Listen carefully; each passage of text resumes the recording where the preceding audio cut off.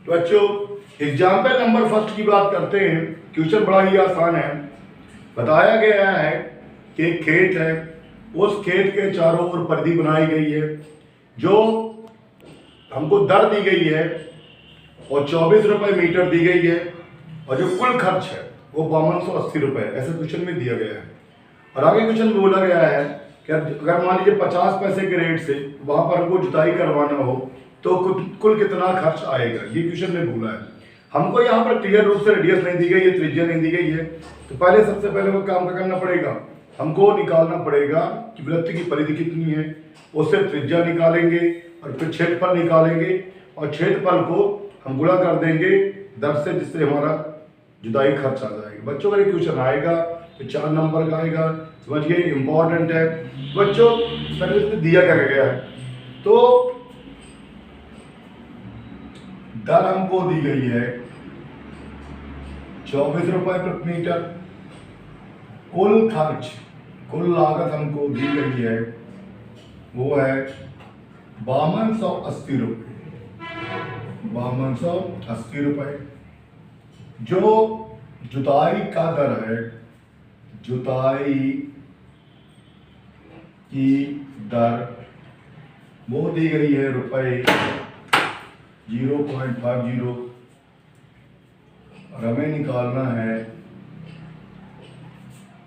जुताई का खर्च। ध्यान समझिए।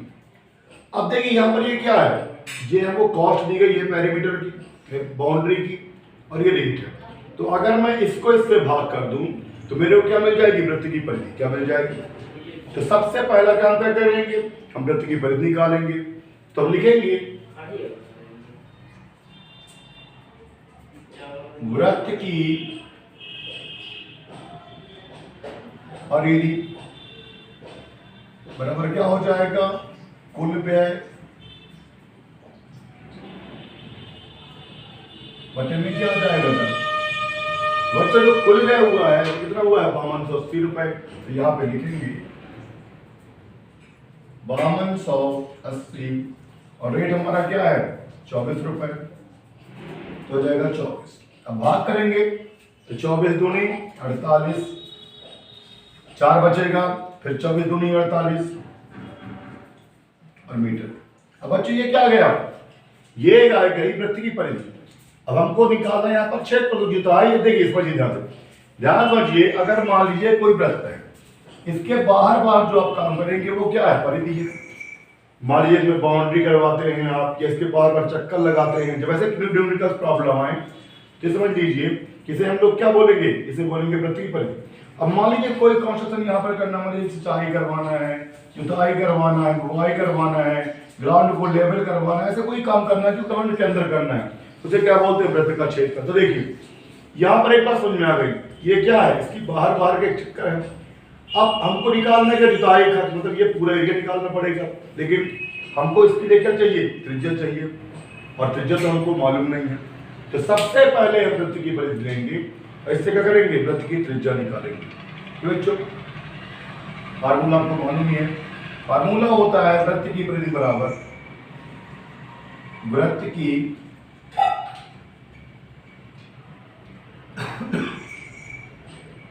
परिधि बराबर क्या होता है, 2 पाई आर।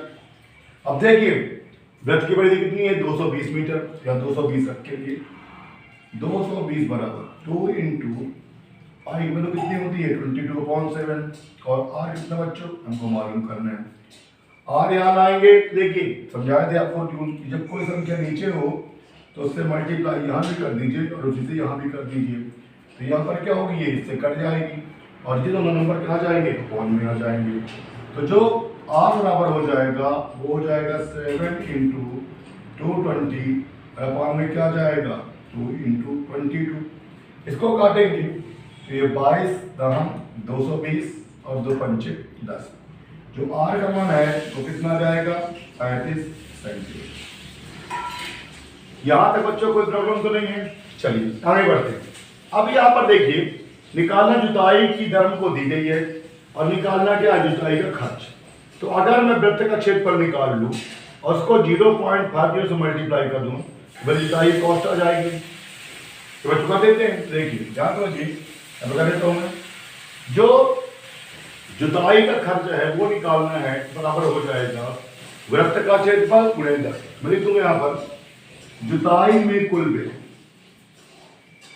जुताई में कुल व्यय बराबर क्या हो जाएगा, बराबर हो जाएगा वृत्त का क्षेत्रफल बराबर वृत्त का क्षेत्रफल गुणे में क्या आ जाएगा, क्या जाएगा बच्चों, वृत्त का क्षेत्रफल क्या होता है, pi r square, pi r square गुणे। अब देखिए पाई का मान कितना होता है, 22/7।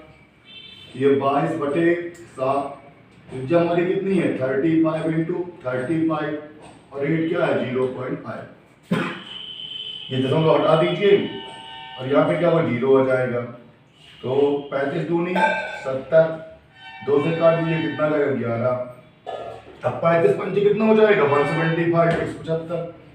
तो 175 गुणे 11 करेंगे आप, जो आपका आंसर आ जाएगा वो आ जाएगा 1925 रुपए।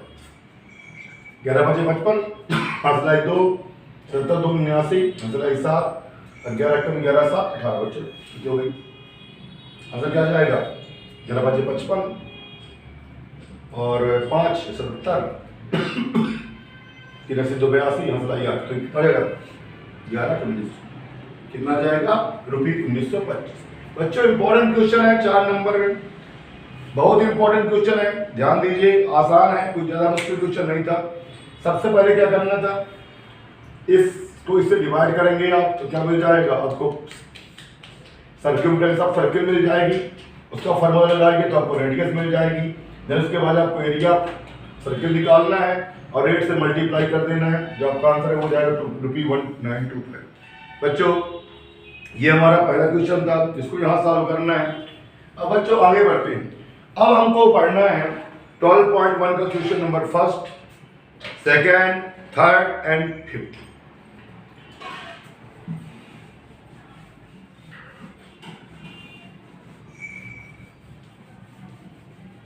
बच्चों क्वेश्चन नंबर 12.2 का पहला है, इसमें एकदम आसान क्वेश्चन है, हमको दिया गया है 12.2 क्वेश्चन नंबर 1, गिवन है कि थीटा कितना है 60 डिग्री और रेडियस कितनी है 6 सेंटीमीटर और निकालना क्या है त्रिज्यखंड या एरिया ऑफ सेक्टर। तो जो फार्मूला होता है त्रिज्याखंड का क्षेत्रफल बराबर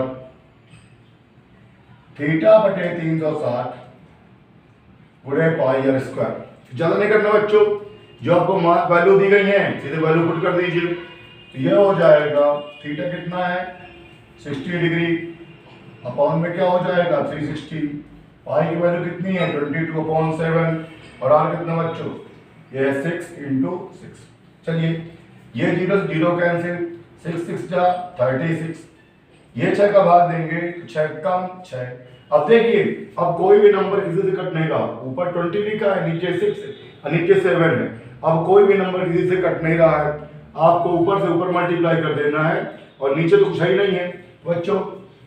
जो हमारा आंसर हो जाएगा वो देखिए 22 × 2 6 दूनी 12, 6 दूनी 12 13, नीचे क्या है 7 और सेंटीमीटर है और क्षेत्रफल को कहते हैं स्क्वायर।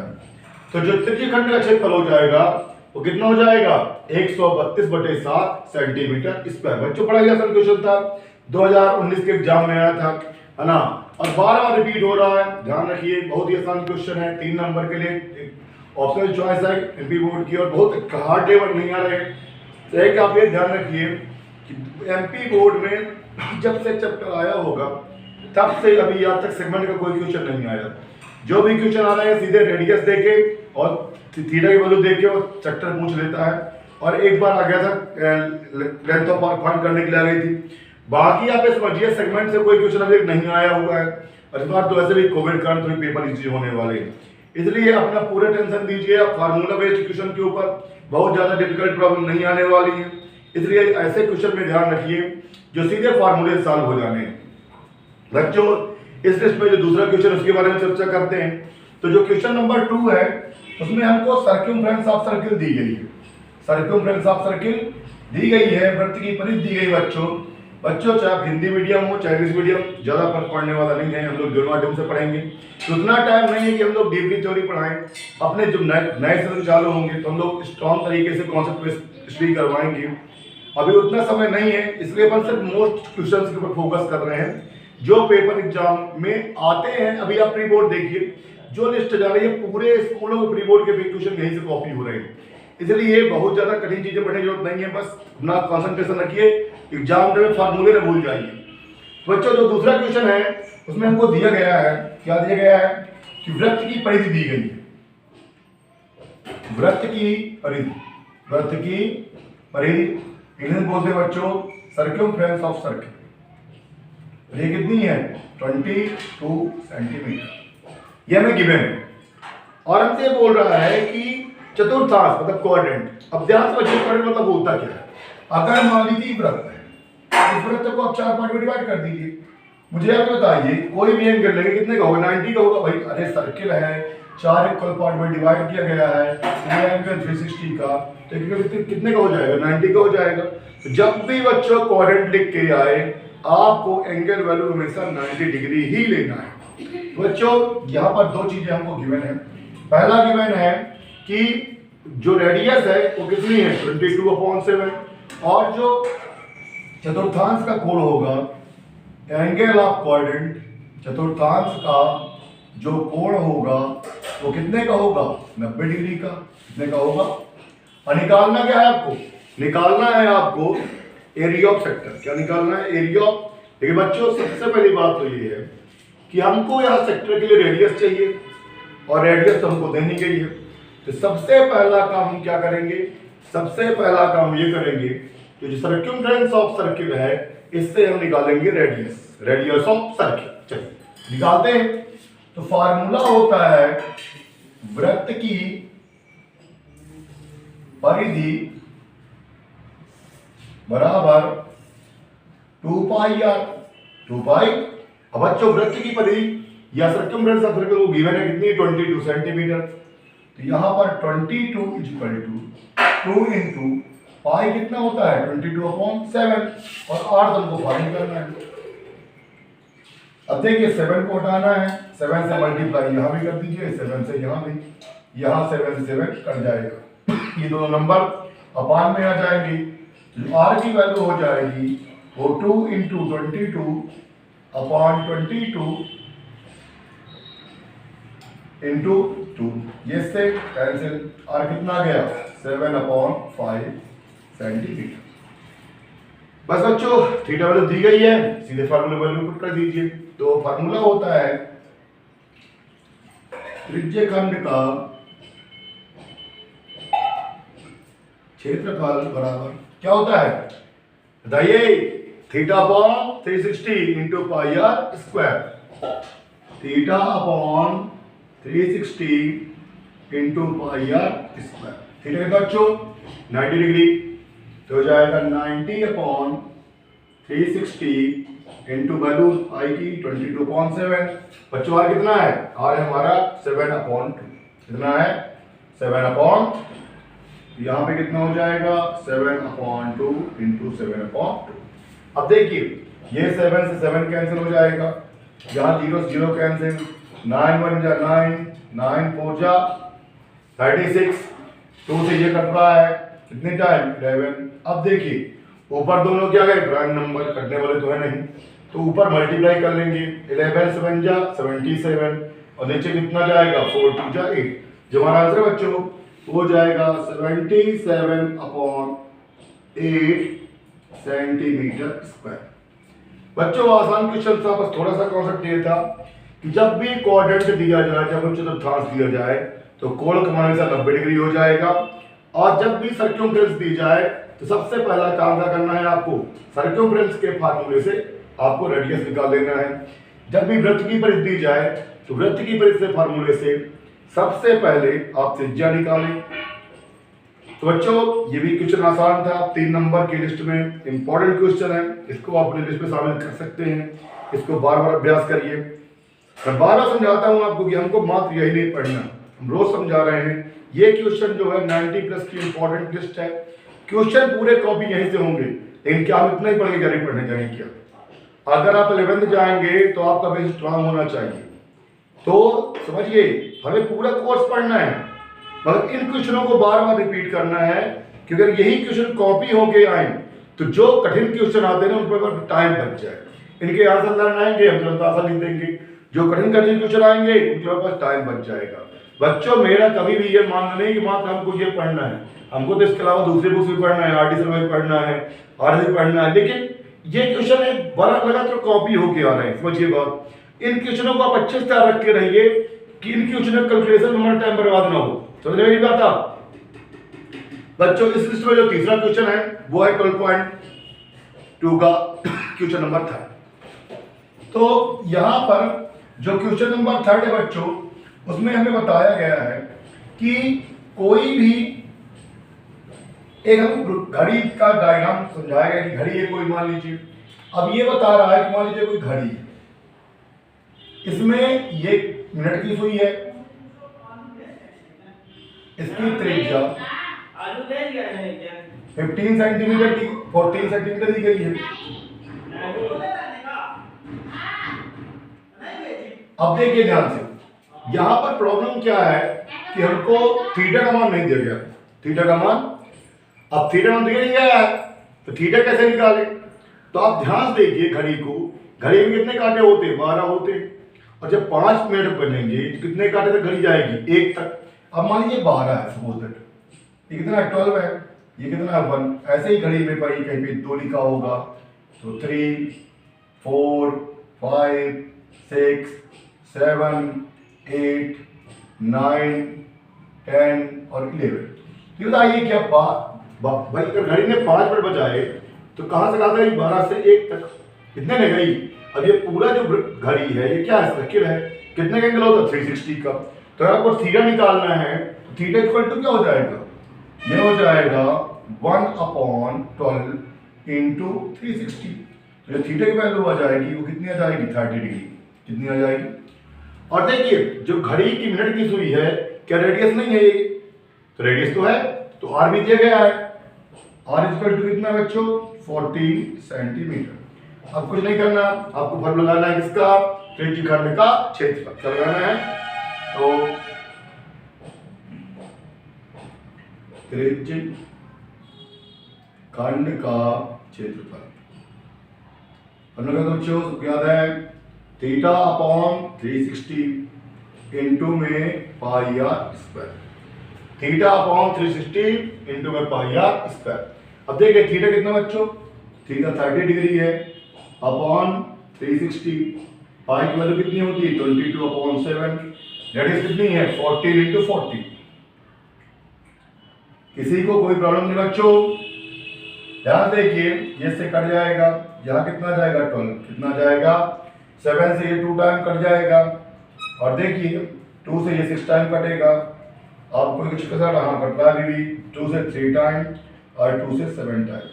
अब कोई नंबर किसी से नहीं कट रहा तो ऊपर से ऊपर मल्टीप्लाई कर लीजिए। तो यहाँ पर कितना लिखा है? 22।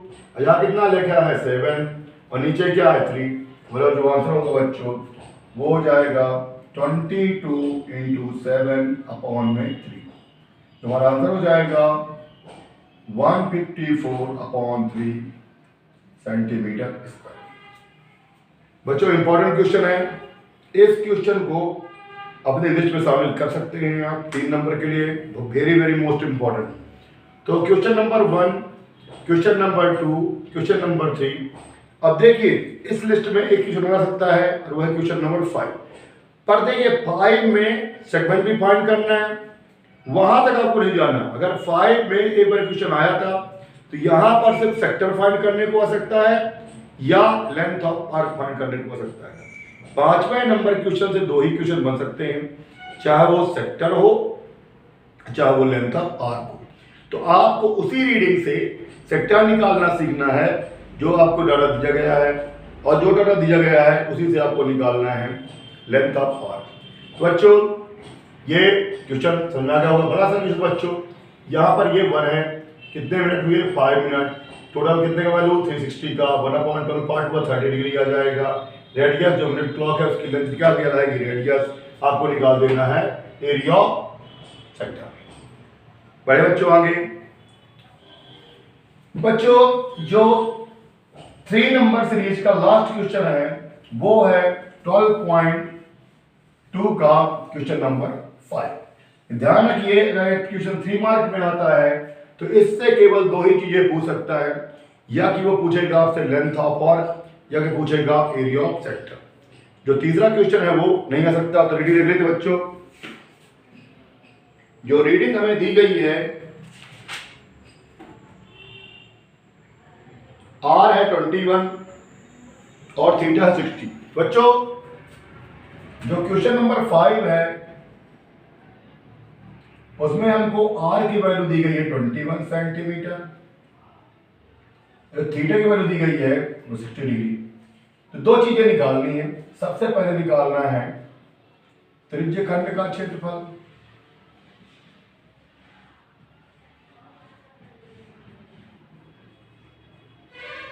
और दूसरा मैंने निकालना है चाप की लंबाई, चाप की। बच्चों बिल्कुल सिंपल क्वेश्चन है, इसे वैल्यू पुट कर देना है। तो जो जहां पर फार्मूला लग जाएगा पहले नंबर में वो क्या होता है, theta upon 360 into pi r square. Value put कर दीजिए। थीटा कितना है 60 डिग्री, तो यह हो जाएगा 60 अपॉन 360, पाई की वैल्यू कितनी है 22/7, आर कितना है 21, तो 21 इंटू 21, ये इससे कैंसिल, 6 6 जा 36, 7 3 जा 21, 3 2 जा 6 और 2 से कट जाएगा 11 टाइम। जो हमारा आंसर हो जाएगा वो 21 इंटू 11, और जो हमारा आंसर होगा बच्चों वो हो जाएगा 200, 11 31 सेंटीमीटर स्क्वायर। जो आंसर होगा क्या होगा बच्चों 231 सेंटीमीटर स्क्वायर। दूसरी निकाल लेते हैं चाप की लंबाई। क्या निकालना है, चाप की। तो चाप की लंबाई का फार्मूला होता है